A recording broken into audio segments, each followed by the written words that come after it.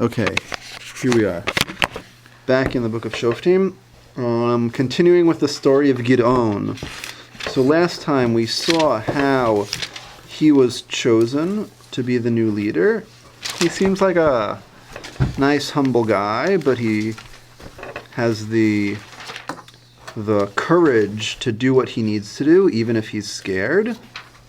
He gets a new name, Yerubbaal, by picking a fight with the idol that his people have been worshiping recently. And then he picks a fight with the Midianites, who have been raiding the country. He wins, and he chases them from central Israel to the Jordan River, and across the river, where he kills some of their generals. We are now up to the beginning of Perek Chet, chapter 8.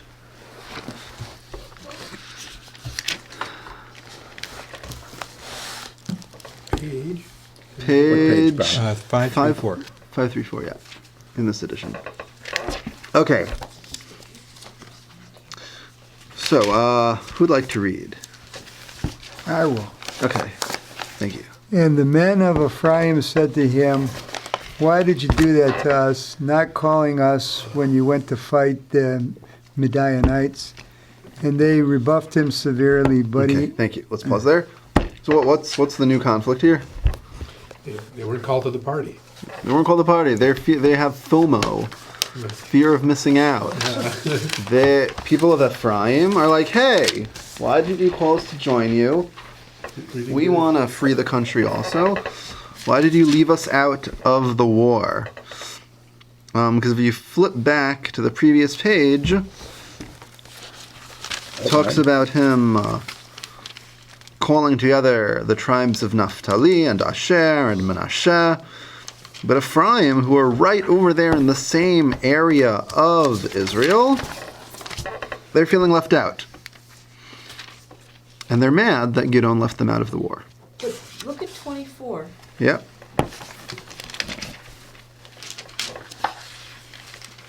They just didn't show up. Ah. So all the men of Ephraim rallied and seized the water side down up there by the Jordan. The call? Also sent messengers all through the hill The Har country. Ephraim. Were there Ephraims that weren't living in the Har? Most of Ephraim was probably in the Har, in the hill country, but the hill country of Ephraim is the whole area of what we call today Samaria, Shomron, or the northern West Bank, which is both Ephraim and Manasseh. Okay, so he sent messengers and they didn't show up. So it seems like they showed up a little bit. 24 Well, was in 7. it says all the men of Ephraim rallied and seized the waterside. Right, so they came down to the river, but it seems like maybe what they were left out of was actually the fight itself.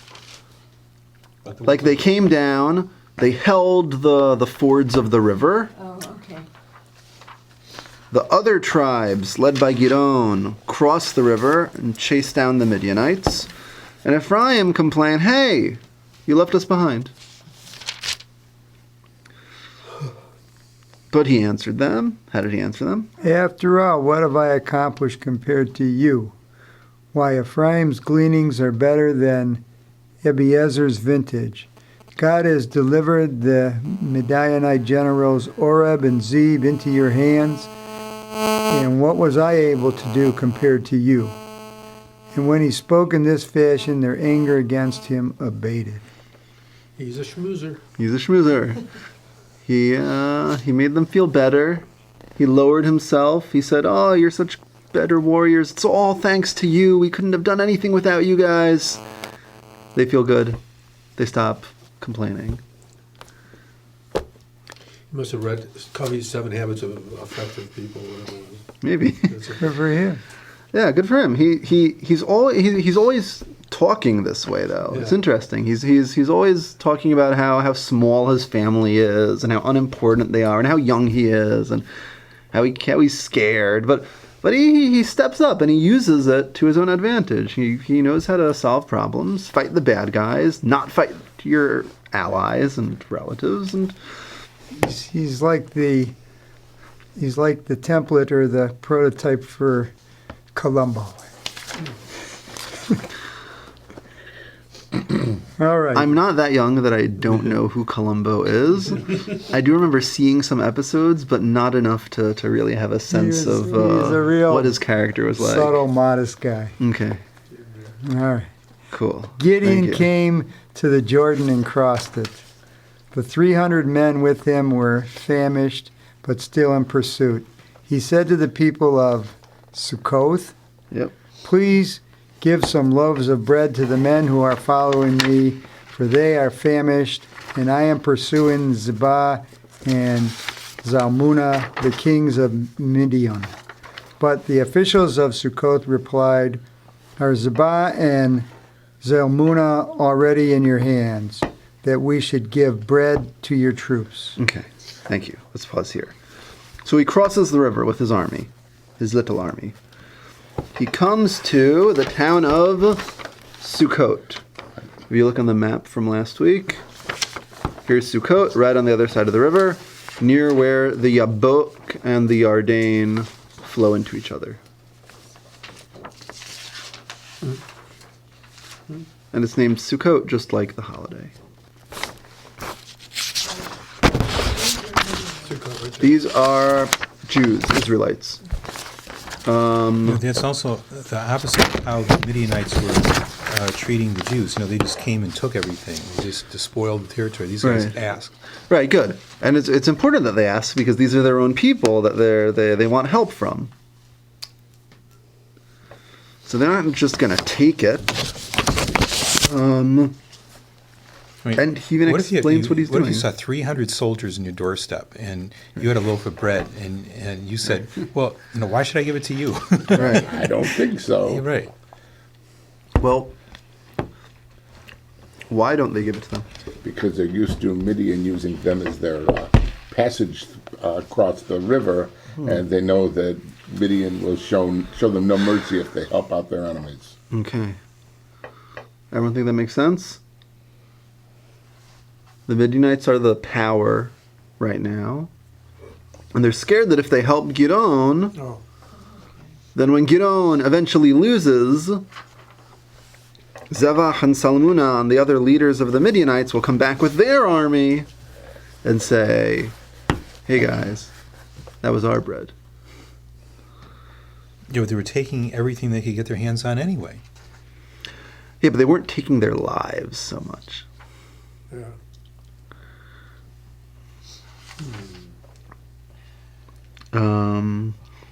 By the way, the names of the leaders of Midian. So last time we saw Orev and Ze'ev, Yeah. Raven and Wolf. Now we're introduced to Zevach and Salmuna. Zevach seeming to mean slaughter. It's another word for a sacrifice. And Salmuna, if it's... Huh? So tselem is an image or a form. Tsael is shadow. And the root manar means to prevent. So if tsel munah is tsael munah, it could mean shadow or protection, shade is prevented, meaning you have no hope.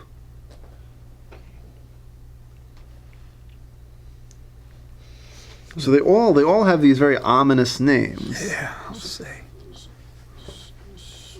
Big bad guys. Of course, Gideon also has ominous names, since Yerubbaal means pick a fight with Baal, That's right. and Gideon itself means chop stuff down. So Zava and Salmana were the kings, and the other two guys were like Generals. Generals. Yeah. Okay. Okay. Yeah. Okay. Okay. So they had two kings. That was common back then. Yes. A lot of Yes, the it major was ones common. would have dual kings. Really? Yeah, especially considering that a lot of these nations were made up of city-states. Mhm. And so it might be one nation, but each town could have its own king, or each area could have its own king.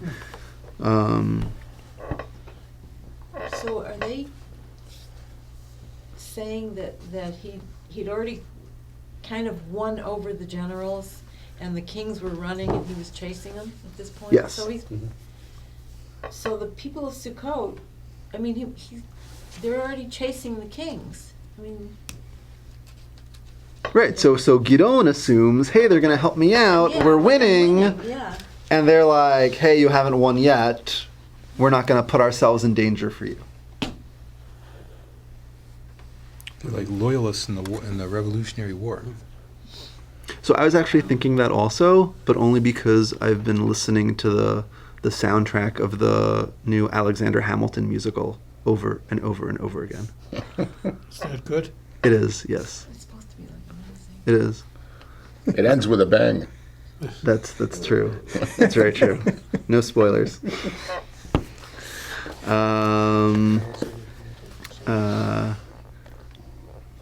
Right. No. Yeah. Exactly. They don't want to put themselves in danger for this cause.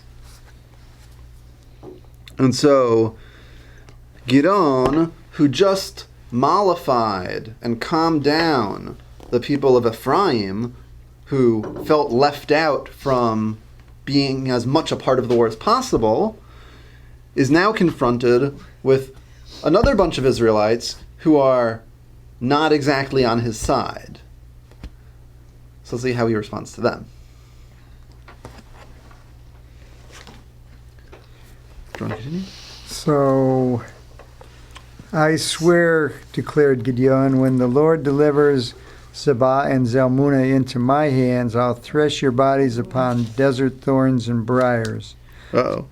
From there he went up to Penuel and made the same request of them, but the people of Penuel gave him the same reply as the people of Sukkoth. So he also threatened the people of Penuel, when I come back safe, I'll tear down this tower. Okay. So Sukkot Thank also you. means a shelter, Yes. which is ironic because they're not giving shelter. Exactly.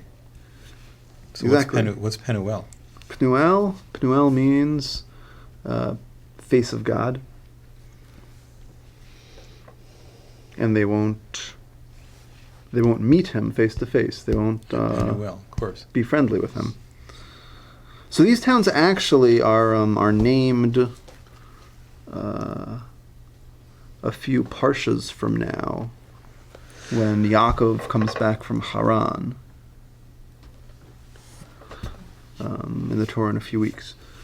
But in this time, they're full-fledged towns. They're not just locations on a map. And they're not being so cooperative. They're not helping him out. And so, as he keeps going, he keeps trying to stop for supplies, and they won't help.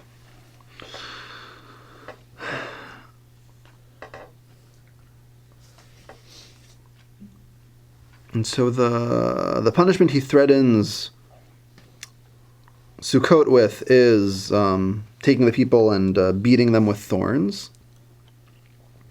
And for Penuel, he says, oh, you have such a powerful, safe tower, I'm going to tear it down. Okay. So he keeps on running. Okay. Do you want to continue? Yeah. Now, Zebach and Zalmunna were at Karkor with their army of about 15,000. These were all that remained of the entire host of the Kedemites, for the slain numbered 120,000 fighting men. And Gideon only had 300. 300. Yeah. Gideon marched up the road of the tent dwellers up to the east of Nobach and Yogbehach and routed the camp, which was off guard. Zebach and Zalmunna took to flight, with Gideon in pursuit. He captured Zebach and Zalmunna, the two kings of Midian, and threw the whole army into panic. On his way back from the battle at the ascent of Heres, Gideon, son of Joash, captured a boy from among the people of Sukkot and interrogated him. The latter drew up for him a list of the officials and elders of Sukkot, 77 in number. Then he came to the people of Sukkot and said, Here are Zebach and Zalmunna, about whom you mocked me, saying, Are Zebach and Zalmunna already in your hands, that we should give you your famished men bread? What's he got, their heads? He cut their heads Well, off? so far he it says has that them. they're- He has whole them. bodies. Oh, he didn't. Yeah, they're not still dead. alive. Yeah, they're still alive. And he took the elders of the city, and bringing desert thorns and briars, he punished the people of Sukkot with them. As for Penuel, he tore down its tower and killed the townspeople. Whoa. Whoa, Okay. this So humble he- guy. Don't can mess be with a- him. That's one way You're a to humble little guy. That's Right. one way to make allies. Right, he's a humble guy, but he gets He's got his job done when he needs to. And he does exactly what he threatened to do. What a guy. Yeah. He's very particular about it, too. Like, he doesn't just go back to Sukkot and run around with thorn bushes, thwapping everyone he can get his hands on. He actually finds out who are the people in charge, who are the people responsible. And as opposed to punishing everyone... That's like the Nuremberg War Crimes Tribunal. Okay. You know, they just took they identified the leaders and put them on trial. All right, okay. Gave everyone else a pass. Was God happy with this? Yeah, we'll soon find out, I'm We'll sure. find out, yeah, okay. Well, either we'll find out or we won't find out. Because God doesn't always pop into the story to say, good job, or bad boy. Okay. All right. But he does what he said he was going to do. Okay, so he's punished the people on his own side who let him down, who betrayed him, in a sense. And now it's time to deal with Zebach and Zalmunna. So what does he do now? Jeff, you're up. Then he asked Zebah and Zalmunna, those men you killed at Tabor, what were they like? Wait a second. When did they kill anyone at Tavor? Before this. A different book. Yeah. Prequel. No, I'm not saying it was in Shoftim, just it happened. It's not recorded. I would argue that there's a lack of foundation for the question. Got the right man for the job here, okay. Were we told before that they killed people at Tavor? Not that I recall. Okay. They're bad guys. But if you People. look back on this map, you'll see that Har Tavor, which we actually saw in the story of Dvorah and Barak, also is right nearby where they were encamped. It's right nearby where Gideon gathered his troops. Oh, it's way up there. Yeah. So it seems like there was some earlier encounter between the armies, which we're not told about until it's mentioned now in flashback, Okay. where the Midianites killed some certain people who Gideon is interested in finding out more about. So who were they? They How do they looked just respond? like you, they replied, like sons of a king. They were my brothers, he declared, and the sons of my mother. As the Lord lives, if you had spared them, I would not kill you. Okay. So now we learn a few things. We learn one, he had some brothers who are now dead. They were killed by Zebach and Zalmunna and their army. Maybe this was why he was scared threshing wheat in the grain press, because his brothers had been killed. Yeah, except even back then, we knew that if they saw the grain, they would have swiped it anyway. So he might have simply been hiding the grain, working on it while he was hiding. Because if he was outside, throwing the grain out, they'd say, oh, wow, that's some grain, let's get it. It looked like I don't know if they killed my whole family. I think I'd hide from them too. Well, that's it. It seems like he went from some guy that needed to hear God or feel God or tell him, go ahead and be a warrior. Now he's got skin in the game. Now he's mad. Right. And we don't know when this encounter happened. whether it was in the beginning of their battle or whether it was beforehand in sort of the prologue to the story. But they killed his brothers. And he says, if you had not killed them, I would not kill you. Isn't it kind of an important detail that the fact that they killed them was left out of the story? Like, usually there's a reason. Someone might have lost that page. But it's literary. I mean, it brings it's cool. It's kind of a cool thing at the story. And then, aha, that's why, it's kind of like, Okay. you know what I mean? Yeah. It's like a movie at the end. You kind of figure out it all falls together. Could have been his friends. It could have been comrades in arms. There's two possibilities I can think of. One is that it's meant to be a surprise. The other possibility is that it's a detail that everyone knew. And so sort of in the background, everyone knows the story of Gideon. Oh. And so when it's recorded down, you don't need to write all the details. Did they have the same father, Um, Gideon and his brothers? probably. Because Because when he says the sons of my mother, Yeah. that's probably as opposed to his father having multiple wives, All right. which is a thing that would have happened. That makes sense. Okay, so if you hadn't killed them, I would not kill you. He commanded his oldest son Jether, go kill them. But the boy did not draw a sword, for he was timid, being still a boy. Okay. Well, wait a minute. He was just a boy himself, right? And now he has a wife and a child? Uh-huh. Well, Gideon was, wasn't he like 24 or something like that? I don't remember a specific age being associated with him. He's young. I mean, here's another surprise. He's relatively young, but he has a son, and his son He is has more than one. obviously even younger than him.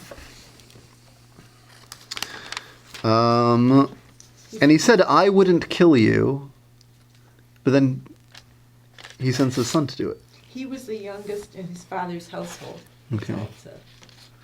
So he still He could have been in like- his 30s. Yeah. Yeah, So he could be in his 30s. His son could be they were all his a older teenager. brothers. Yeah. And his father was clearly an elder in their village. Yeah. So he could be 70. Be in his 20s and his son could be 10, still a boy. Of age. Yeah. Oh no, boys would travel with army to run errands, things like that. Right. So why did he spare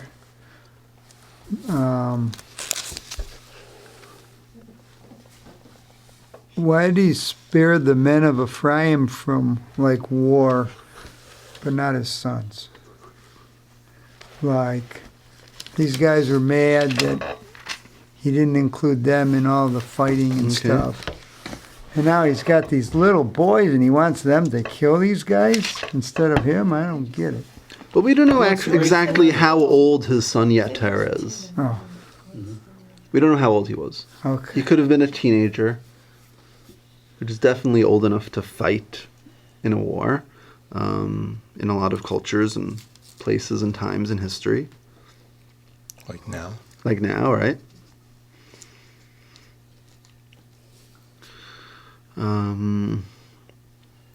But also Yeter is with him, so he comes wherever Gideon goes. As opposed to the people of Ephraim, who he gave a Oh. certain mission to. Okay, Oh. you guys hold the river, and then they get left out of the rest of the fight. And he's not, his son's like a teenager, because it says Na'ar and a not Yeled. Okay. So a Na'ar is like a teenager. I know. I just look at killing people as being like, A man's job. spare your sons. You do it so they don't have to. But this seems to be making a play for it's a noble thing to kill somebody. Mhm. Or Right. Killing kings. Huh? Right. Killing kings. This is big time. Yeah. This is like, Yeah, I know. I'm in charge now, but you're going to be next. So kill these guys, and everybody will be afraid of you too. And remember what the title, this is Judges, he's making a judgment, and he's also making the sentence, and his sons might have to do that one day. And they're avenging their family. All right. But I'm a runner. Okay. Then Zebah and Zalmunna said, "Come, you slay us, for strength comes with manhood." Oh. Gideon went over and killed Zebah and Zalmunna, took the crescents around the necks of their camels. Okay. Thank you. That's interesting. So what's going on here? Gideon. So they say, yeah, we killed your brothers, and Gideon says, if you hadn't done that, I wouldn't kill you. He calls Yeter. He says, come on, son, kill the enemies. Yeter was like, I'm not ready for that. And then Zebach and Zalmunna say, you do it. Put your money where your mouth is. What are the crescents? Kicha ish Insignia? gevurato, possibly, or at least some kind of jewelry. Ki'ish gevurato, a man's strength. Strength comes with manhood. So were they provoking him in a certain way at this point, or were they trying to teach him a lesson? I mean, I don't know. It could be either one. It depends on the tone. It could be, are they saying, like, okay, you caught us, so now I'm going to teach you what you really need to do, as like almost in a good way. I mean, right, like do this properly. yeah. We're kings. Yeah. You don't send a kid to kill us. You're the leader. You have to kill us. I want a soldier's death. Right. Right. Which was, a quote from Gladiator. So, yeah. Yeah, that could be it. Especially since Yeter isn't ready. Right. And they're pointing out to him like, your son's not ready yet. He's not strong enough. You do it. Don't send someone else to do it. Okay. So he takes the Saharonim, the crescents, which would seem to be, I mean, I've seen pictures even today of crescent-shaped ornaments on like necklaces that camels are decorated with. Mm-hmm. So it was probably something similar. And it's their special spoils of war from the kings. Okay. So they've won. They routed the armies.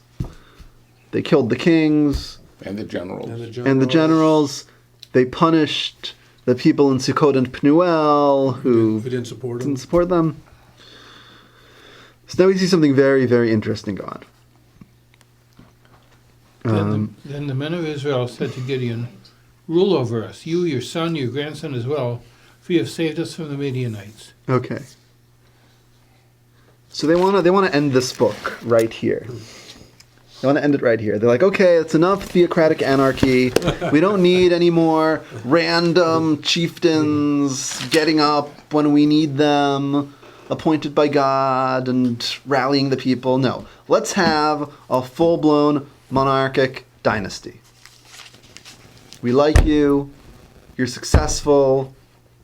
Maybe your son isn't ready yet, but we're sure he will be soon. House of Gideon. Yes, have a house of Gideon. Be our king. And pass it on to your children. So this is the first time that they're asking, the people of Israel are asking for a king? Yes. So it's not just Israel. Right. First time. Right. But they don't use the word king. They don't use the word reign. They don't use the root malach, like melech. They say meshal, like moshel, rule. Which is sort of a wider, less specific term for a ruler. Not just necessarily a king, but some kind of ruler. But they're clearly saying, we want your rulership to pass down through the generations, like a king would. Okay, and Gideon answers, But Gideon replied, "I will not rule over you myself, nor shall my son rule over you. The Lord alone shall rule over you."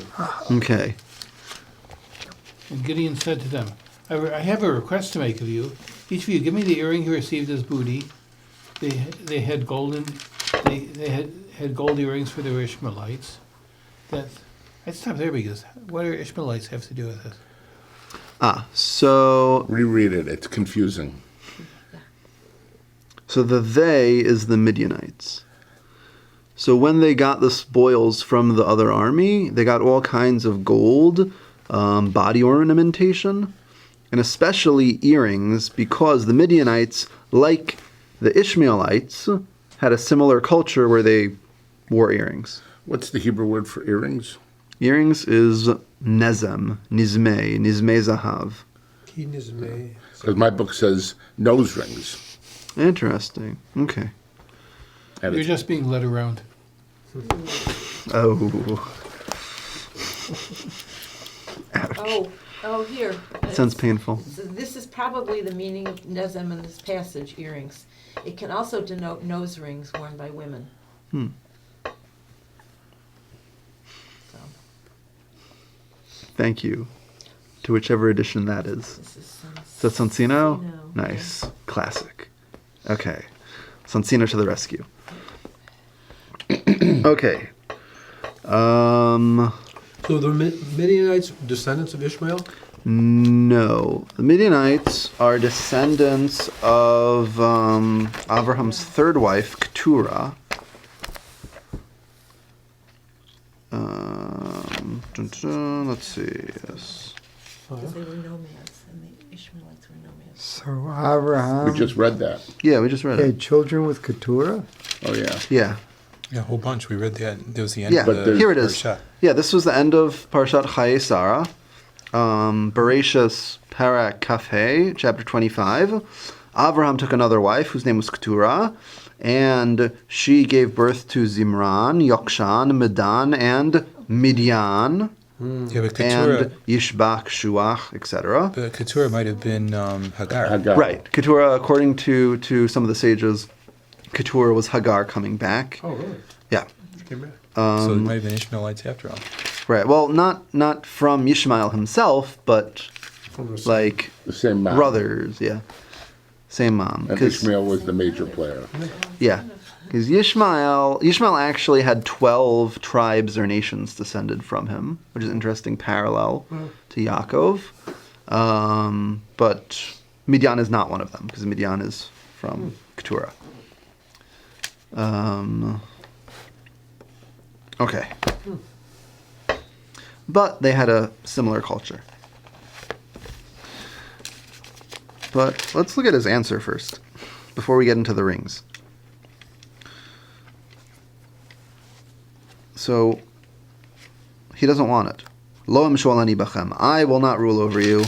Lo imshol bani bachem. My son won't rule over you. Only God.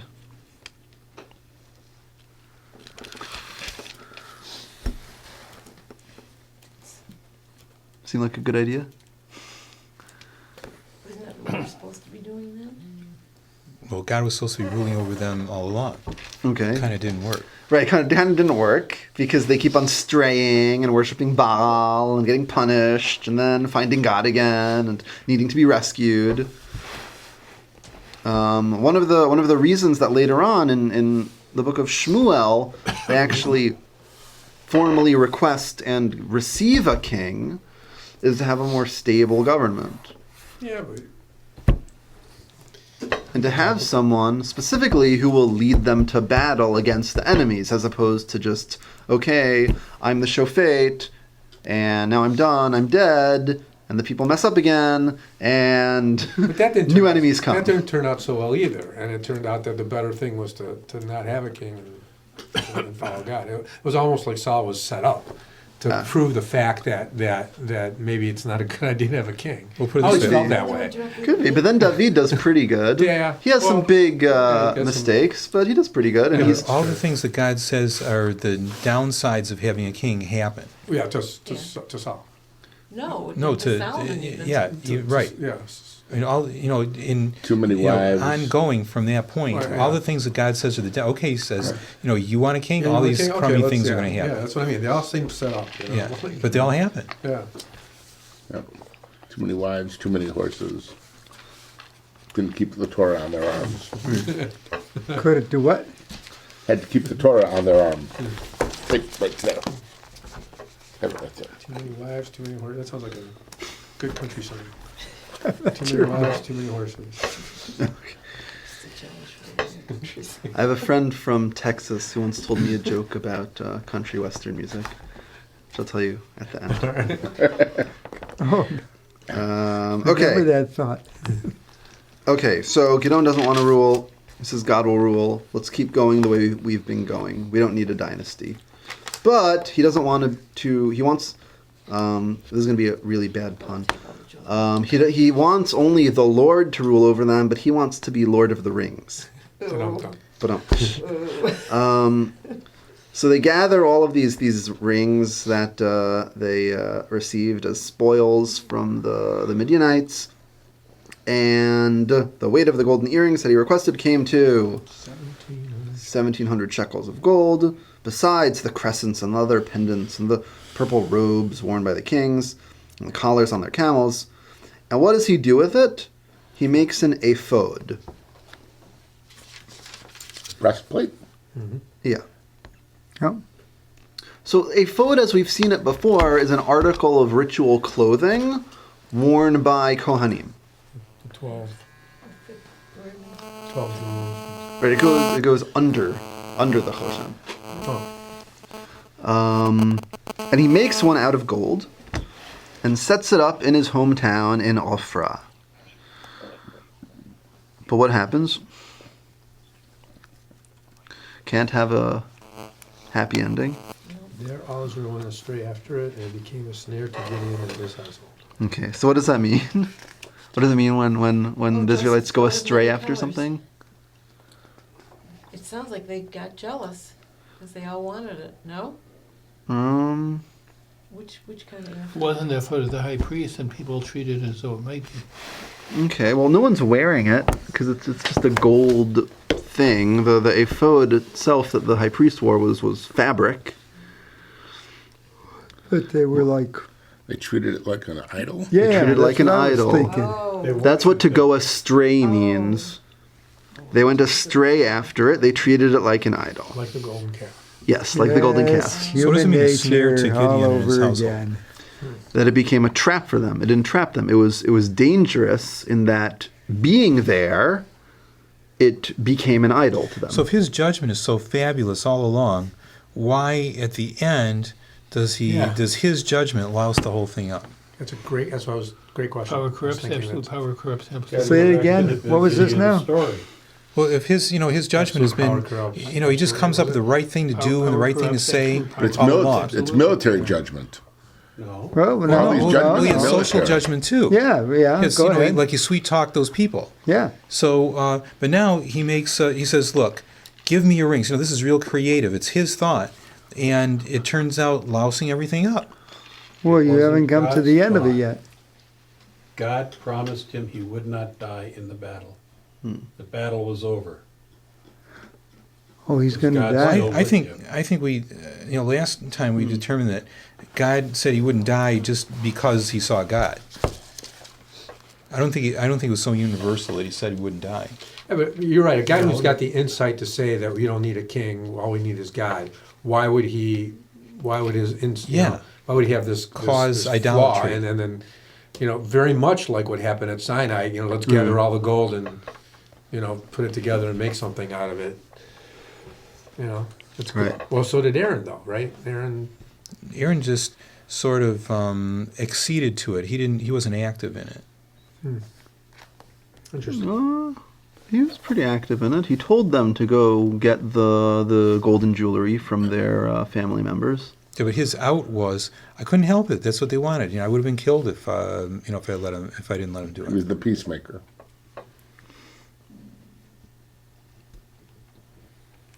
True. And God, the Torah gives him a buy. Right. Okay. So what's the functional purpose of an ephod for Gideon at that point? I don't know. Oh, It's because it's clearly Is it not a something trophy, or is it's it- clearly not something he's wearing. Okay. But it would seem to probably be a trophy because he's making it out of the gold. So there's nothing spiritual about it at all, and there's nothing. No, not necessarily. Just A symbol of the Doesn't mean to be a wars. snare. It does mention he also took the purple Detriment. silk robes. Yeah. Yes. king. You know, a So trap. he might have made something he could wear. Midian submitted to the Israelites. I don't know, 'cause Like it a says- snare, like a snare of rabbit. It says that he set up the ephod. Associated as it not was that with he the vestments wore of it. the high priest, it was Hung it on a wall. natural that Yeah, the but object could like be what? considered something sacred. By the way, the ammunition pouch that the Israeli army soldiers wear is called an ephod. But Oh, this- You know, interesting. the ammunition vest, it's called Okay. an People ephod. didn't, Oh. that after it, Cool. that they didn't get into trouble with it until after Gideon died. Oh, So maybe it that's serves. interesting. Maybe it serves that they still got a ways to go. Yes, they do have. They do have. But, you know, They clearly do have a ways you to go. think back, I mean, like, you know, in certain parts of this history, like the first set of tablets were destroyed in front of the people, so that I always thought so that they know that it's just stone. It's not the stone. It's the words on the stone, so you don't worship that. The ark was never found because, you know, they would have probably worshipped the ark. You know, all these things that happened Right. that, you know, through time to really kind of guide us away from worshiping, certain things. The temples were both destroyed at certain times. You know, it's just it's an interesting thing. I always thought, but anyway. Well, at this time, people were definitely much more into Yeah. physical objects Yeah. and. Yeah. It's a hard concept. Yeah. Yep. On seeing God who's omniscient and omnipotent and lives forever. It's just Especially a when hard you- concept. Especially when you're basically the only people in the entire human race who have this idea. People don't get it today either. Yeah. You know, I say that every time my wife wants some jewelry. Okay, Get her neck. so the ephod was not a good idea, but they vanquished Midian, and the land is peaceful for 40 years during Gideon's time. In the days, but Hmm? it's I don't know if it's Rashi. Oh yeah, Rashi says that the up above it said that Israel went astray after it, Okay. and the after is after Gideon died, and then and here it says Bimei Gideon. You know, everything was Right. quiet in the days of Gideon, so everything was okay till he died. Ah, okay, interesting. So the Rashi that you're quoting is saying that Acharav doesn't mean they went astray after the ephod, as in the ephod is the goal, but it's after Gideon, meaning after Gideon's time. Interesting. Okay, I can see that. I don't think it's necessarily. No. I mean, it is a That's good. Okay. viable option, but I don't think it knocks out of the park the other possibility. Cool. Thank you. 40 years, huh? Yeah. Okay, so, and during those 40 years, what did he do? Who wants to just read the last two paragraphs So here? Jerubbaal, son of Joash, retired to his own house. Gideon had 70 sons of his own. Issue. He's a little boy.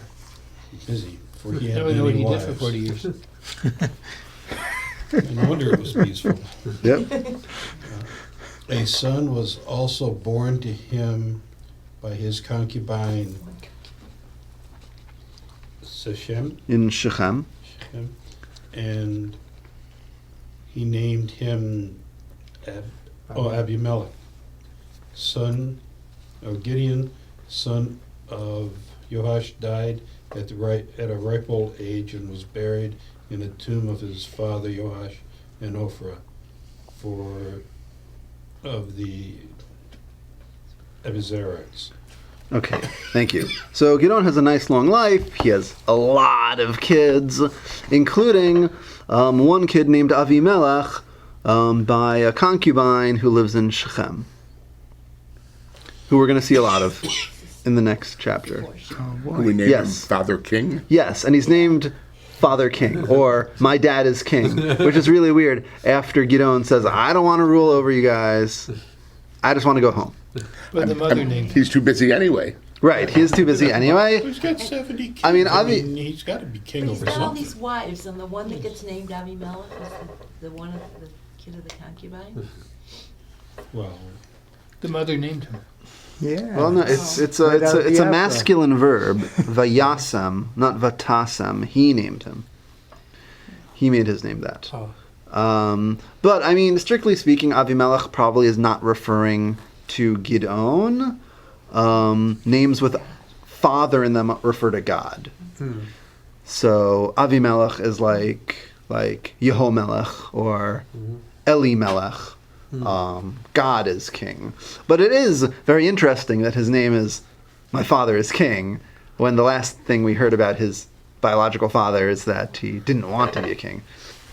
We'll see how Avimelech himself feels about that soon.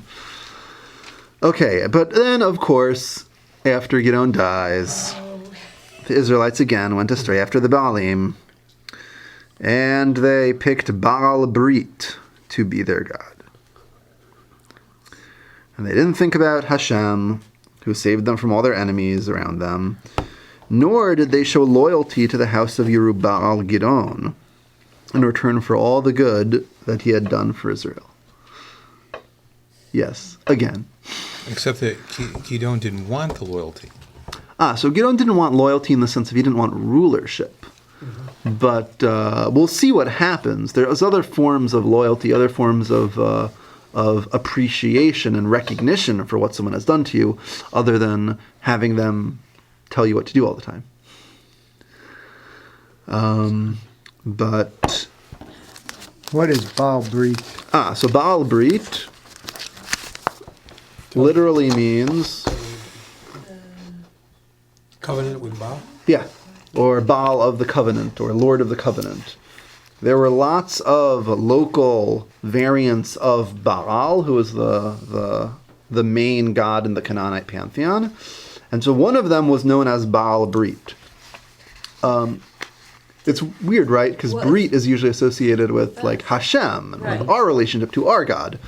So it might indicate some of the syncretism that's going on between Israelite and Canaanite religion, where they're associating the whole idea of covenant not with Hashem, but with Baal. Yeah. Uh-oh. Yes, exactly. All right. so where does the ephod play in? Where does what? The ephod play in? Oh, the ephod? Yeah. Last paragraph. It doesn't really talk about it anymore, but it seems like that was another thing It said that it. It was probably that the people were involved in worshiping. catalyst, maybe. Yeah. And also that it became a snare for Gideon and his household. Right. So maybe they started getting a little too attached to the ephod, and then after Gideon died, the people went full-blown into idolatry and started worshiping Baal. All about money. Okay, so There's so much with the 40 years, because we spent 40 years in the desert. Then also the Avimelech was the king who told Isaac to go on his own way. That the right, well, Avimelech, because he- king of Plishtim, because he in saw Gerar, him yeah. sporting with his wife, Right. and they said that you lied to me, and then also there was one other thing too, about the 40 years of Avimelech, and Shechem. Shechem is where the Reuven and Yeah, the boys butchered the Shimon, village. The Shimon Right, Levi. where Shimon and Levi killed everyone for Dinah. because their leader raped Dinah. yeah. Right. Right. So it's all coming together. Oh, they circumcised them all. Right. They did a big brit. Right. Ah, good point. Baal Brit. It's all coming together. So maybe Baal Brit was in Shechem. Maybe. Okay, let's see. Let's actually see. Let's see. Let's keep going. Okay. Would you like to read? We're now in Parak Tet, chapter 9. Chapter 9. Bottom of page 536 in this edition. Abimelech, son of Jerubbaal, went to Shechem to his mother's brothers and spoke to them and to the entire family of his mother's father's household, saying, Speak now in the ears of the inhabitants of Shechem, what is better for you? That 70 men rule over you. I suspect that's his 70 brothers.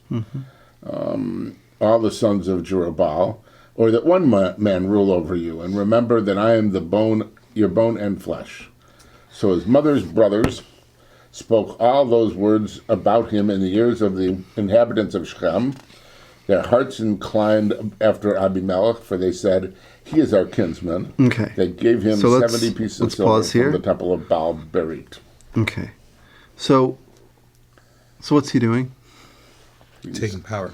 He's taking power. He's doing exactly what his father did not want to do, what his father didn't want his children to do. And he's campaigning. He's campaigning. But he's campaigning. But only in Shechem. Only in Shechem. And only with his uncles. Right. He's not campaigning so much as scheming. Why is it scheming? He maybe feels that they need a leader. This one town. And Yeah, but he doesn't from, say let's have an Gideon election. to Jeroboam. Yeah, well, I mean, he's been referred to as Yerubbaal a few times already. Let me rule you. But Yeah, so who said but that that's how he's democracy is, being called here also. Yeah. is glorious? But he's contrasting him ruling them to all of his other brothers. He's like, do you want all of us to rule? No, you just want me, because I'm one of you. I'm half Shechemite. Which really doesn't make any sense if Gidon said, no, I'm not going to rule over you. My children are not going to rule over you. Now Avimelech is saying, hey, let me rule over you. But he's because I like the name. the younger Abimelech. son of a concubine, so he's got no power in Gideon's family. Ah, good point. Plus, they've got the ephod, Right. They have the ephod over in Ophrah, right? and he's in Shechem. Okay, so let's see what happens. So they gave him 70 pieces of silver from the temple of Baal Berit, Who's asking where's Baal Berit? Baal Berit is in Shechem. and with them Abimelech hired boorish, impetuous men, and they followed him. He came to his father's house to Ophrah and murdered his brothers, the sons of Jerubbaal, 70 men at one rock, but Jotham, Jerubbaal's youngest son, was left, for he had hidden. Okay. Which is what So this is a little bit more than campaigning. which is what Gidon did. You know, Gidon was hiding. He was the youngest and he was hiding. Right. But he didn't, Good. oh, okay. Good. So Yotam, just like Gidon, is hiding. He survives. Meanwhile, Avimelech killed all his own brothers. So Shechem attacks Ophrah. Yes. Or, Yes. Or Ophrah.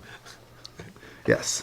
Okay, so let's distribute this week's commentary sheet. And I have here a quote from a book called The Empty Men, The Heroic Tradition of Ancient Israel by Gregory Mobley, which attempts to reconstruct from references in Tanakh what warrior culture was like in ancient Israel. Because we have a lot of stories about battles and warriors, but there's no sort of straightforward description of like, oh, this is how warriors lived, this is what they did, this is how they got together, this is how they ruled each other. And so he says, there were also men who fell between the cracks of kinship groups. By analogy, groups of men alienated from or alien to traditional structures, outlaws or outlanders, misfits or mercenaries, could bind themselves to each other and to leaders through covenants of mutual protection and loyalty, i.e. through fictive kinship. If you weren't a member of a clan, of a family, or you didn't have power in your clan or your family, you could make a new fictitious clan with other people who were in a similar situation.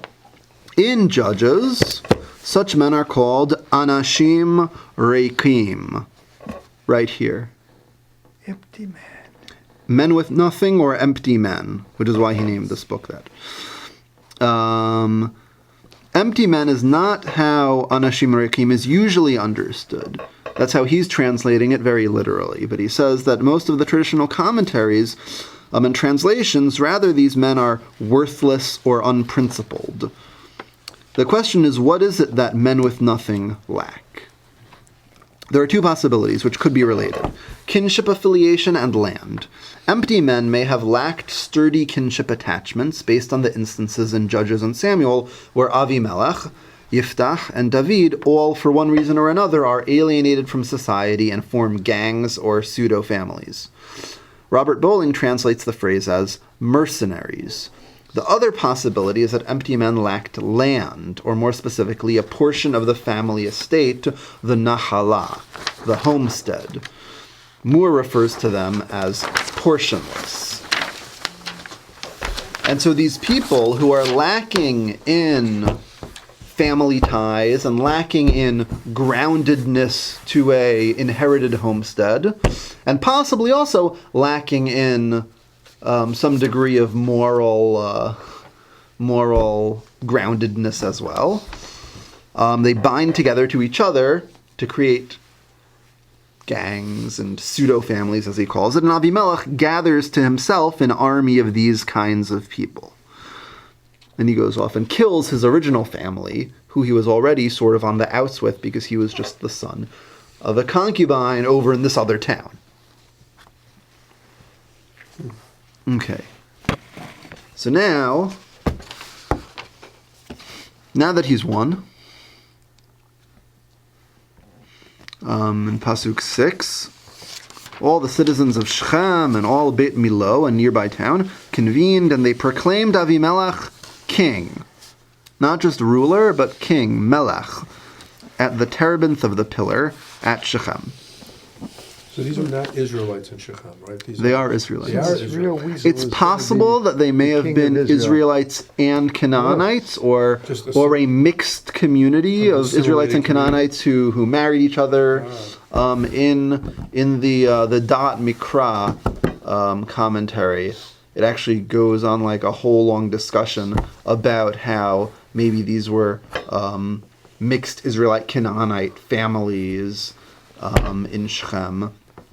And that's one reason why they associated with Avimelech as opposed to Gidon, who was from an exclusively Israelite Does Shechem community. mean anything? Shoulder. So he did all of this killing of his brothers to become king, but his father said he wanted him to become king anyhow, right? His father said, no kings. His father said, I don't want to rule you, and my children should not rule you either. Okay, but now Avimelech is Melech of Shechem. And so, but he still has one brother, Yotam. The guy who hid. Right, who hid. Okay, so he wants to read. And it's 7. When Yotam was informed. When Yotam was informed, he went and stood on the top of Mount Gerizim and called out to them in a loud voice. Citizens of Shechem, he cried, listen to me, that God may listen to you. Boy, that's It's very dramatic also. Yeah. It's amazing. So Shechem is in a valley between two mountains, Har Gerizim and Har Eval. So he's standing up on Har Gerizim and calling down to the people in the city. Now what does he say? He tells them a story. Once the trees went to anoint a king over themselves. They said to the olive tree, reign over us. But the olive tree replied, if I, through whom God and men are honored, stop yielding my rich oil, that I should go and wave above the trees? So the trees said to the fig tree, you come and reign over us. But the fig tree replied, have I stopped yielding my sweetness, my delicious fruit, that I should go and wave above the trees? So the trees said to the vine, you come and reign over us. But the vine replied, have I stopped yielding my new wine that gladdens God and men, that I should go and wave above the trees? Then all the trees said to the thorn bush, you come and reign over us. And the thorn bush said to the trees, if you are acting honorably in anointing me king over you, come and take shelter in my shade, but if not, may fire issue from the thorn bush and consume the cedars of Lebanon. Okay, thank you. So this is the mashal, this is the allegory. The trees want a king. So they're not going to have a human, or a lion, or a griffin vulture. They want a tree king. They want a king, yeah, no tree. As at first they ask the olive Some tree. musical. Does the olive tree want to be king? No, No, why? because he wants to continue making olive oil and Okay, the olive tree already has a job. The fig tree, sweet fruit. okay, already is busy with making nice fruit for everyone to eat.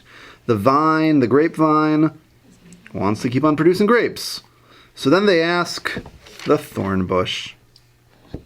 And the thorn bush says, if you really want me to be king, if you really mean it, then good. Sit in my shade. You can't sit in. You can't sit in the thorn bush's shade. Oh, really? Good point. You can't sit in the shade and produce fruit. You can't sit in the shade and produce Yeah, but- olives. Okay. You can't sit next to a thorn bush. Okay. Yeah. And if you don't really mean it, then may fire come out of me and burn you up and burn up even the biggest, mightiest, strongest trees, the arazim, the cedars of Lebanon. So that's the mashal, the allegory. And now, Yotam, seemingly not confident that they'll get the message just from the allegory, he explains it for us also. So let's continue. Now then, if you acted honorably and loyally in making Abimelech king, if you have done right by Jerubbaal and his house, and have requited him according to his deserts, considering that my father fought for you and saved you from the Midianites at the risk of his life, and now you have turned on my father's household, killed his son, 70 men on one stone, and set up Abimelech, the son of his handmaid, as king over the citizens of Shechem, just because he is your kinsman. If I say you have this day acted honorably and loyally toward Jerubbaal and his house, have joy in Abimelech, and may he likewise have joy in you. But if not, may fire issue from Abimelech and consume the citizens of Shechem and Beth Milo, and may fire issue from the citizens of Shechem and Beth Milo and consume Abimelech. Okay. So what were we saying about loyalty to Gidon and his family?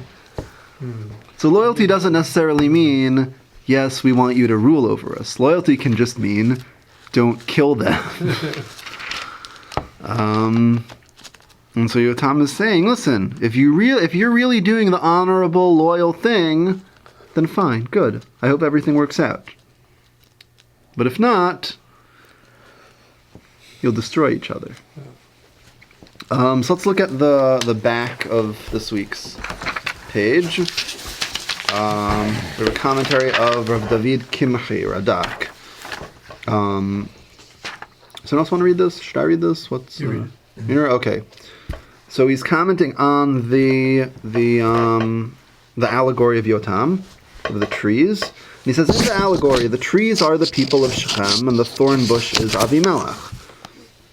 Meaning that they lacked people to appoint to rule over them. They didn't have anyone else. They didn't have the olive tree and the fig tree and the grapevine. And so they appointed the least of them, i.e. Avimelech, the thorn bush. And since the thorn bush has thorns in it, all things have to take care to protect themselves from damage. You don't go sit under the thorn bush. Not if you're his brother. Let's just draw a rabbit. Oh, well, then you're hiding from someone else, probably. Draw a fox. Right. Okay, because a king is appointed to protect the people from damage and from all evil occurrences, Yotam said that the king whom they appointed, Avimelech, is not appropriate for that purpose. They should have appointed for a king for themselves who would protect them from damage, but instead it's the opposite of the original intention. He himself hurts them, like the thorn that hurts whoever grasps it or works with it. So did Avimelech to the people of Shechem, in killing them and his brothers. And just as the thorn is something which has no positive purpose, only causing damage, so Avimelech, whom the people of Shechem appointed over them, will only cause them evil and no use. I wonder how did it happen that the 68 brothers couldn't protect themselves? He could have gotten more people than them. He could have come at them when they were surprised, when they were sleeping, or...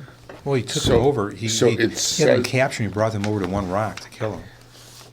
Or maybe the rock was like where they were. It says here. And it doesn't explain the details of the It says slaughter. here, as explained by the commentators, the verse not only conveys the fact that Abimelech's mass murder, it also implies the treacherous and heartless manner by which he did it. He came to his father's house, implying that his visit was made under the guise of brotherhood and shared heritage. His assassination, aside from the crime of murder, was revolting for two reasons. The people he killed were his brothers, and they were sons of Jerubbaal, who had earned the gratitude of the entire nation. So it was Makes sense. a sneak attack from within. He came bearing an olive branch, and maybe killed them at night. Who knows?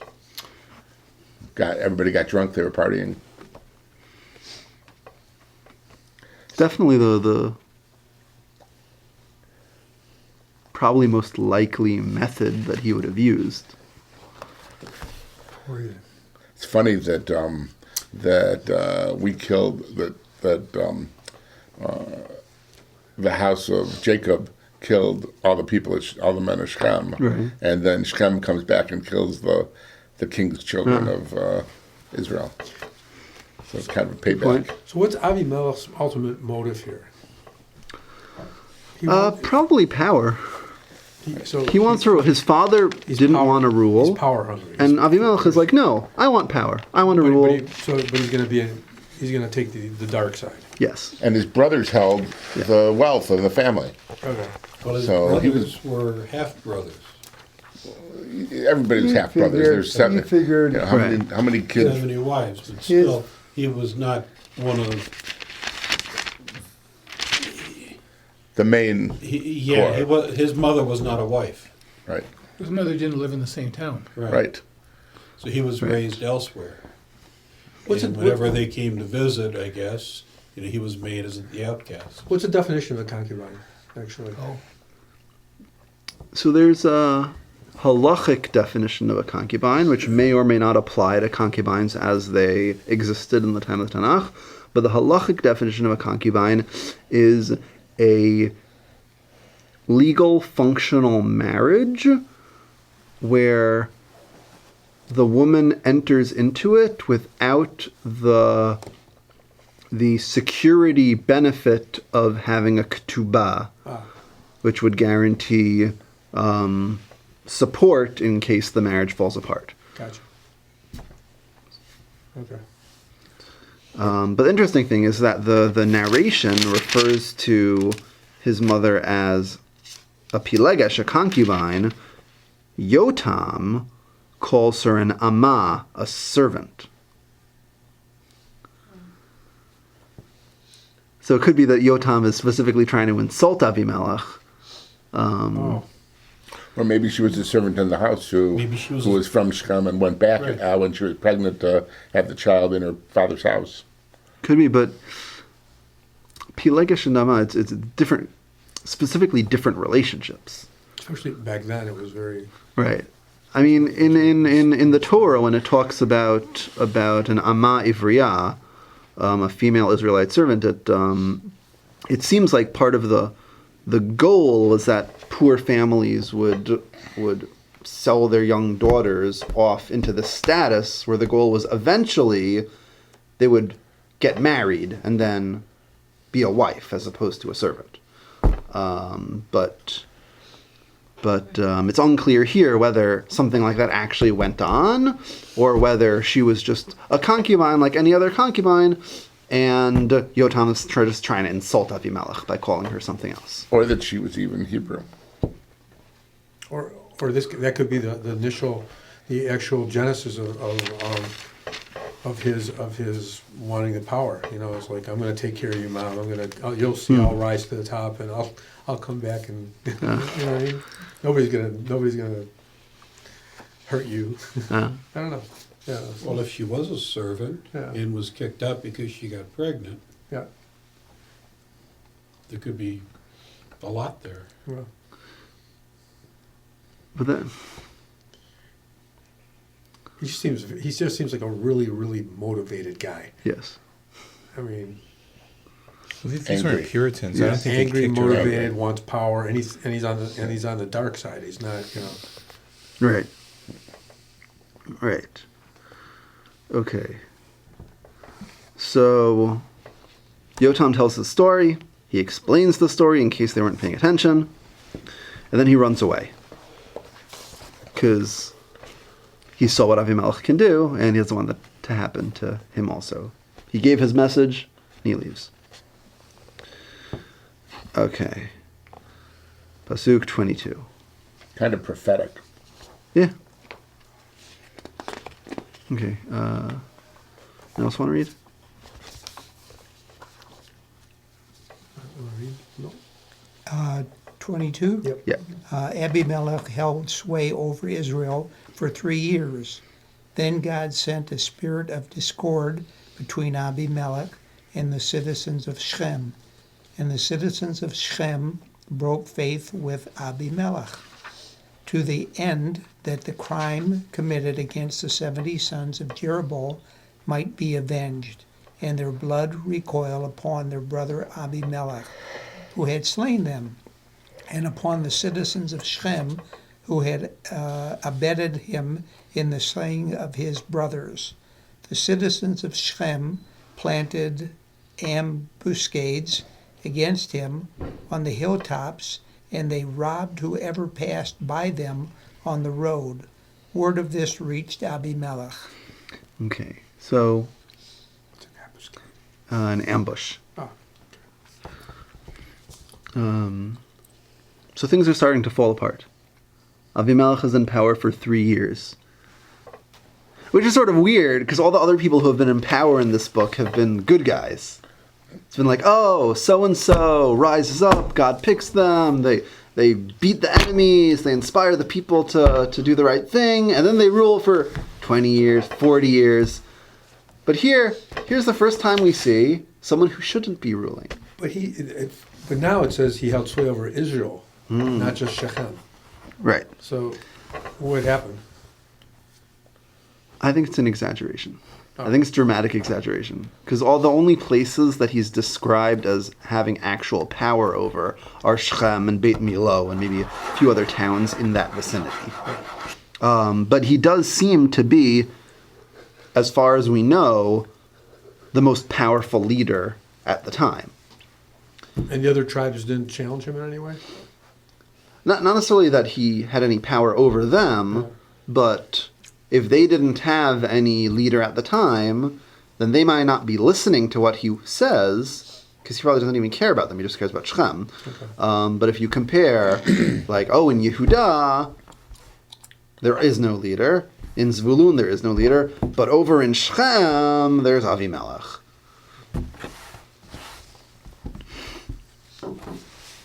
And things are starting to fall apart.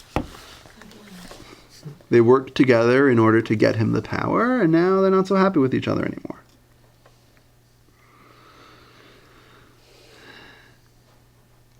And how do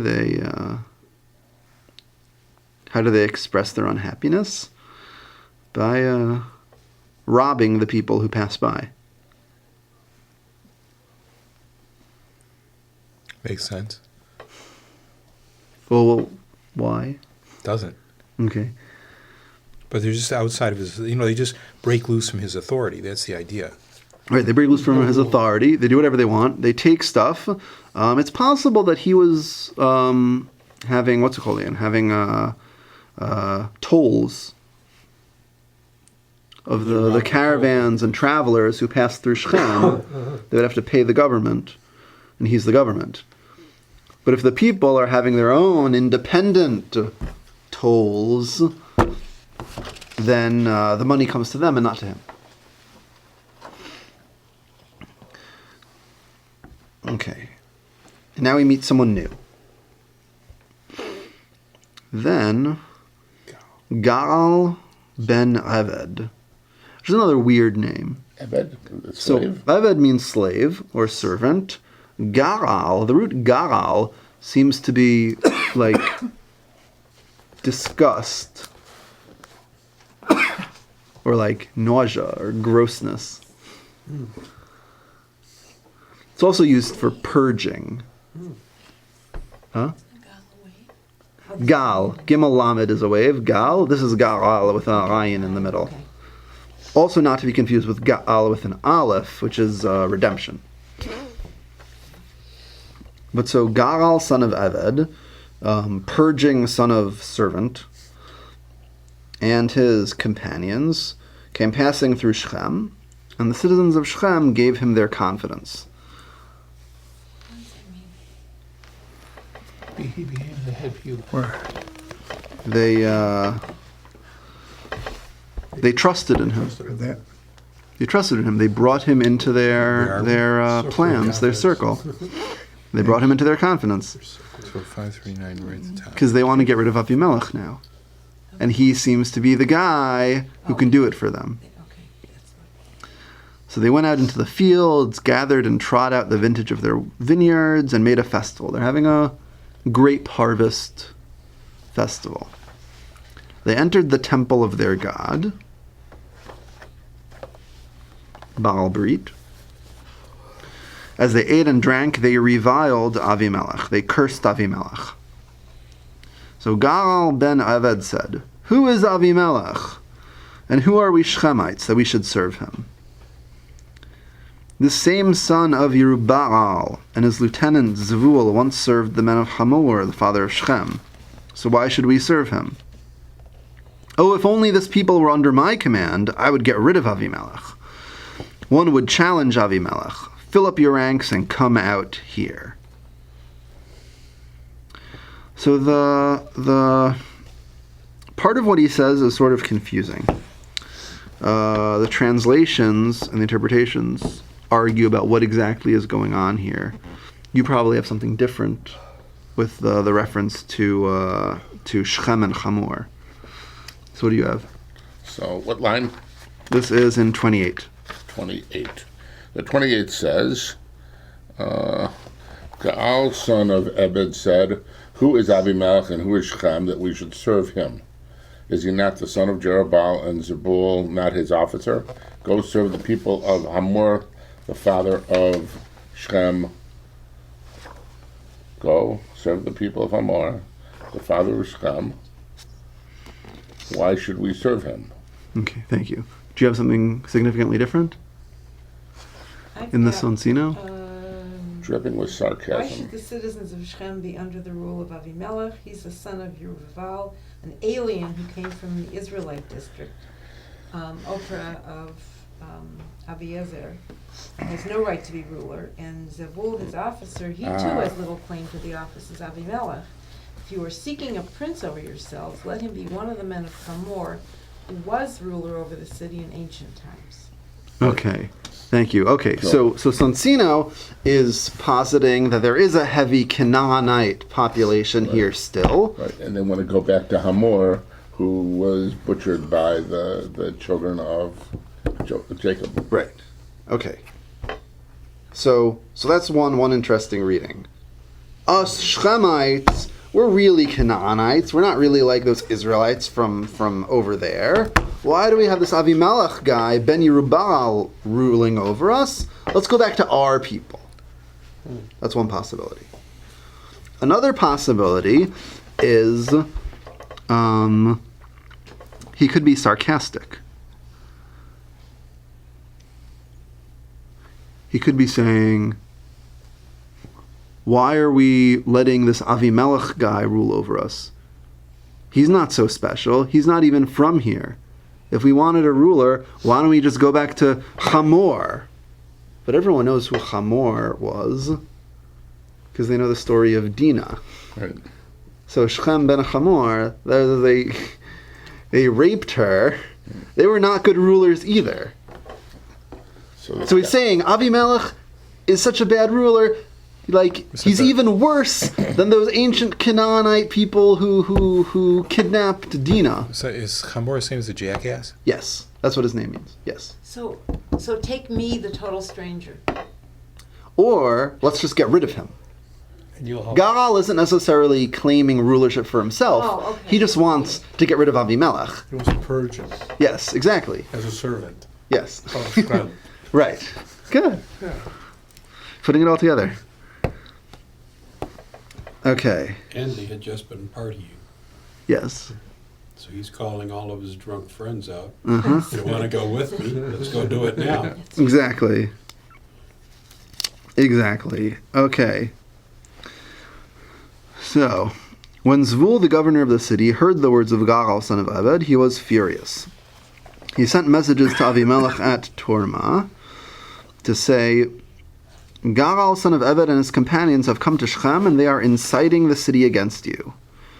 Therefore, set out at night with the forces you have with you, and conceal yourself in the fields. Early next morning, as the sun rises, advance on the city. He and his men will thereupon come out against you, and you will do to him whatever you find possible. So Zvul is the mayor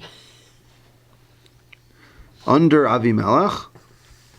Sends a message to Avimelech saying, hey, these people are trying to rebel. They're trying to get the people to rile up against you. Get back as soon as you can. Come in at sunrise. So while we're at it, what's Zavul? Zvul, what does his name mean? Yeah. It probably means something like, what's the word? Not temple, but Altar? not altar. What's another word for like the main room of a temple? Chapel? Sanctuary. Yeah, something like sanctuary or temple. So not all that bad. Yeah, not all that bad. I mean, it's the same root is also used for garbage, but Of course it is. right.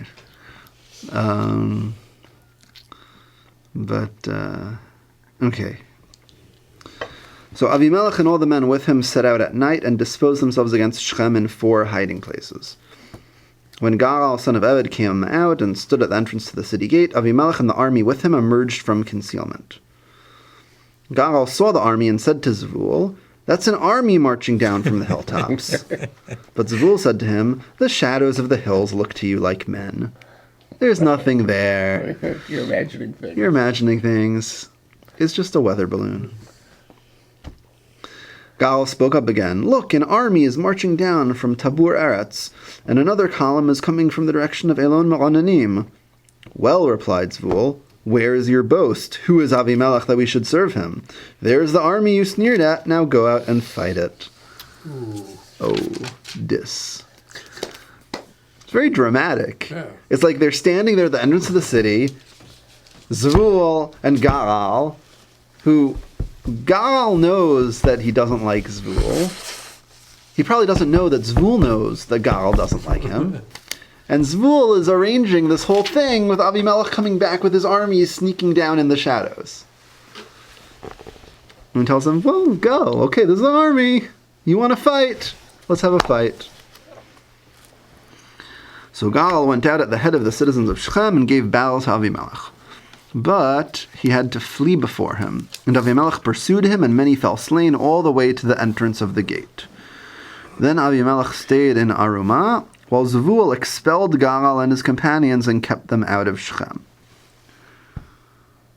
So the rebellion of Shechem does not succeed. Avimelech comes back, he kills a lot of them, Zvul kicks Gaal and the other troublemakers out of the city. So the next day, when people went out into the fields, Avimelech was informed. Taking the army, he divided it into 3 columns and lay in ambush in the fields. And when he saw the people coming out of the city, he pounced upon them and struck them down. While Avimelech and the column that followed him dashed ahead and took up a position at the entrance of the city gate, the other 2 columns rushed upon all that were in the open and struck them down. Avimelech fought against the city all that day. He captured the city and massacred the people in it. He razed the town and sowed it with salt. Yikes. Yikes. The end of Shechem. Yeah. And this was his city that he was so proud of. Yeah, plus the city Razed, helped him. like, destroyed. Plus the city helped him. Yeah. That's like against the rules. Right. But then again, no one cares right now who helped them, because Avimelech and the people of Shechem together went out and killed, all of his brothers, who they should have felt some loyalty and appreciation towards because of their father having rescued all of them from the Midianites in the last generation. Thorny bush. Yeah. And so the city that he was so proud of, that he campaigned so hard to rule, because we're relatives, I'm one of you, now no more Shechem. Okay. So when all the citizens of the Tower of Shechem, some nearby fortified location, learned of this, they went into the tunnel of the temple of El Brit. El Brit, possibly the same thing as Baal Brit. When Avimelech was informed that all the citizens of the Tower of Shechem had gathered there, Avimelech and all the troops he had with him went up on Mount Salmon. Taking an axe in his hand, Avimelech lopped off a tree limb and lifted it onto his shoulder. Then he said to the troops that accompanied him, "What you saw me do, quick, do the same." So each of the troops also lopped off a bow. Then they marched behind Avimelech and laid them against the tunnel, and set fire to the tunnel over their heads. Thus all the people of the Tower of Shechem also perished, about 1,000 men and women. My hunch Yeah. is that the Bethel Brit Yeah? is the synagogue, and the Baal Brit Yeah. is the Canaanite church. Interesting. Okay, so you're saying El Brit El is another El, name as of- in Hashem. That's right. And Baal Brit is Baal. Okay, that's possible. So on this round, he kills all the Jews, Okay, or Hebrews, or Israelites, or whatever they are. could be. Could be. Okay, but it's all these places that were backing him, that he was so proud to rule over. Once they're unhappy with him, now he's like, okay, I don't care anymore. I'm just gonna Yeah, but maybe kill you they all. didn't back him initially, because it said it was Baal Brit that were backing him, that went into Orphra, whatever it is. It's a pretty powerful guy. Oh, for one, Hey. one for you. I mean, the question is, where is Migdal Shechem, the Tower of Shechem? Is that part of Shechem? Or is it, as this translation suggests, that it might be the same thing as Beit Milo, which was listed as the other original place that he ruled over.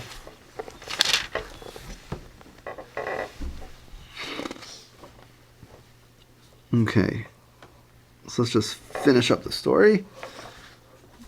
Who else wants to read just the end from Pasuk 50? He goes to Tevetz. Okay, so Avimelech proceeded to Teves. He camped at Teves and occupied it. Within the town was a fortified tower, and all the citizens of the town, men and women, took refuge there. They shut themselves in and went up on the roof of the tower. Avimelech pressed forward to the tower and attacked it. He approached the door to the tower and set it on fire. But a woman dropped an upper millstone on Avimelech's head and cracked his skull. He immediately cried out to his attendant, his arms-bearer, "Draw your dagger and finish me off, that they may not say of me, a woman killed him." So his attendant stabbed him and he died. When the men of Israel saw that Avimelech was dead, everyone went home. Thus God repaid Avimelech for the evil he had done to his father by slaying his 70 brothers, and God likewise repaid the men of Shechem for all their wickedness. And so the curse of Yotam son of Jerubbaal was fulfilled upon them. Thank you. So Yotam said... Yotam stood on the mountain. Yeah. So Yotam said, if you're showing disloyalty and unappreciation? Disappreciation? What's the word? Unappreciation? Lack of appreciation. Lack of appreciation, anti-appreciation to the family of Gideon by supporting this murderer, this fratricidal murderer, to be your king, then you'll destroy each other. And that's what happens. And lots of fires. Yes, lots of fires. And it looks like he tries to pull the same trick twice, except it doesn't work the second time. He tries to burn it. How heavy is a top millstone? Millstones were like this big. A woman So a woman picked Well, it it doesn't up. matter. Yeah. picks up the Well, it doesn't matter millstone. if it comes from the top of a tower. You know, it accelerates How do you 32 get a meters mill- per how do you get second the mill square. to the top of the tower? So it depends on how high the tower is Yeah. until it reaches Upper terminal stone could velocity. be smaller, Yeah, right. could be a Isaac small Newton hand wasn't mill. around It then. could be a hand millstone. Yeah, but the principles are still there. And then he says the same thing that Saul says. Yeah, he says, finish me off, but not for the same reason as Shaul. Shaul is worried about the Plishtim abusing him. He just doesn't want to be killed by a woman. Right. And so the irony is that he's like, you kill me, so they don't say that a woman did it, but it's right here in the story, so everyone knows I was thinking anyway. that. I was thinking. Well, he didn't get And that it's- in his biography. The ultimate is we're supposed to forget Amalek, and it says don't Right. forget to forget Amalek. Right, remember to forget.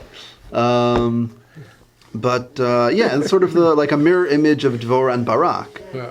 where Barak wants her to go with him, and she says, okay, I'll come, but you're not going to get all the glory because a woman will win. And he's like, okay, that's fine, I don't care.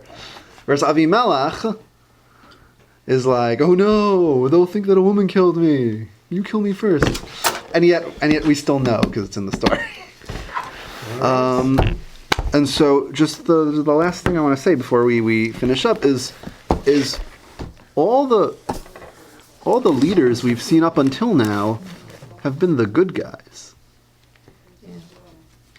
And now we have a whole story about a bad guy, about Avimelech ben Gidon, whose father was so great that they offered him rulership and he said no thank you.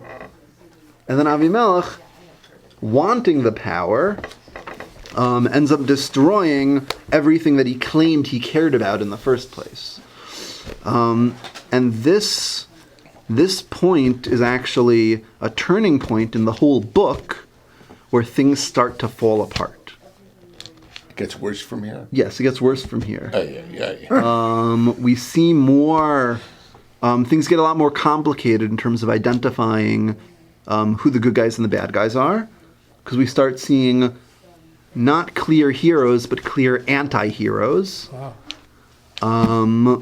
And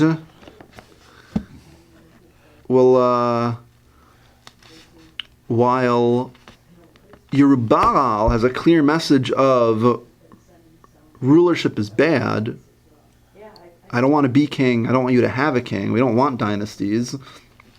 As things start to fall apart, we start seeing other messages in the book about maybe this whole system isn't working out so right after all. And so the next Shofet we're going to meet is Yiftach, who has some very interesting sort of mirrored parallels to Gidon, but he makes some very different choices. And so just as a teaser for next time, that's what we're going to see. What's your It's all pointing country, to believing joke? God. Oh, What's your music joke?